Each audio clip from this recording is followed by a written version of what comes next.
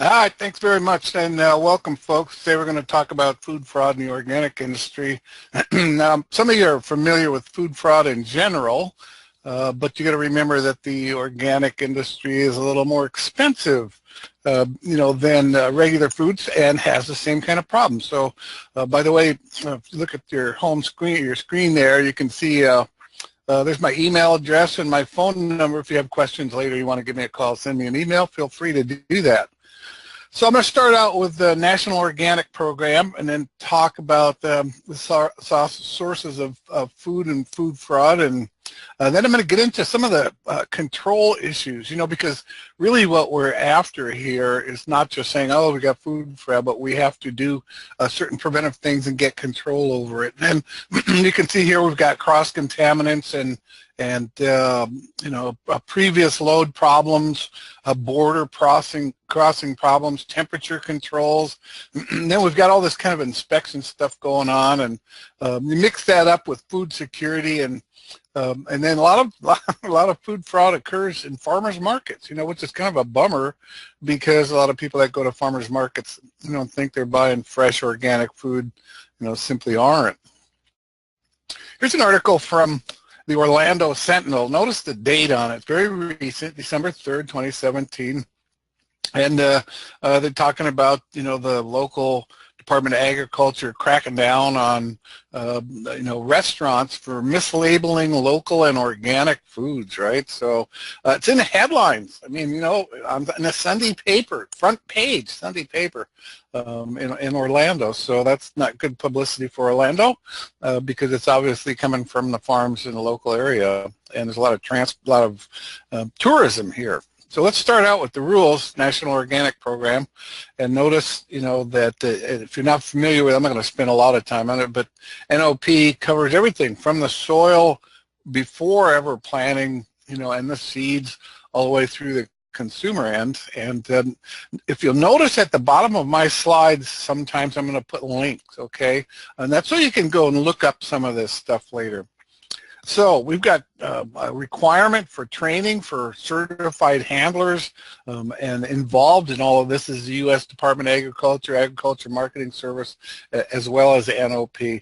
And the issue here is the integrity of the food in terms of it remaining and being controlled in an organic state, right? So we've got some published standards, and there are some things that are prohibited for organic food. For instance, you can't use sewage sludge, and you have to keep away from genetically modified organism types of food, radiation, of course, pesticides of every kind, synthetic organizers, verboten, right? Absolutely forbidden.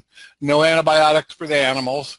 Or no growth hormones, and obviously you have to stay away from artificial preservatives, flavors, and dyes. So that's the backbone right there. And then, of course, topping all that, we have certain labeling rules, that go along with it so that people don't get confused. So just a quick look at the certified operation requirements. Look on the left, organic certificate, so you have to be certified for all products and ingredients. And then there need to be certificates of analysis sometimes. And then at the bottom, which we're going to talk about a lot today because of the problems in transportation, is the trucking end of things, the cleaning of the trucks, the storage affidavits. And so organic handlers from the seed through, the stores or the restaurants have to have procedures and the documentation all in place to prove that they're controlling things. And certain certified operations may not accept organic products without verifying the source and certification of the product. So if you're receiving what's supposed to be organic products and you're not verifying the source, then you're in trouble. You're responsible for that under new preventive control rules, under FDA Food Safety Modernization Act. That's your responsibility if you're receiving them, buying them, etc. So you have to make sure that you're controlling that supplier and know exactly what you're getting, and it's certified. Okay, so especially when receiving product from uncertified handlers, And you have to clearly identify organic ingredients and products in your records, and that includes your receiving documents, inventory records, manifest, bill of lading, purchase orders, right? And once again, I'm going to talk more about transportation record keeping, because that's where things go run amok a little bit. A lot of you are familiar with the Packer. The Packer deals primarily with produce, right? And it's a California organization. And this is just an article out of them, and there's a link at the bottom. Organic production sales see 23% jump in 2016. So, I mean, you were talking like billions of dollars. Now, we're going to add this up in a little bit, but you see milk in there, and eggs, and chickens, and apples, and loaves. That's the tip of the iceberg, of course, because we know that organic products are made everywhere. And there's the three states, California, Wisconsin, and New York, are the lead producers in the U.S.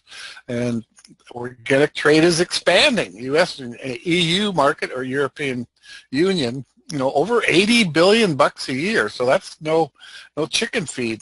That little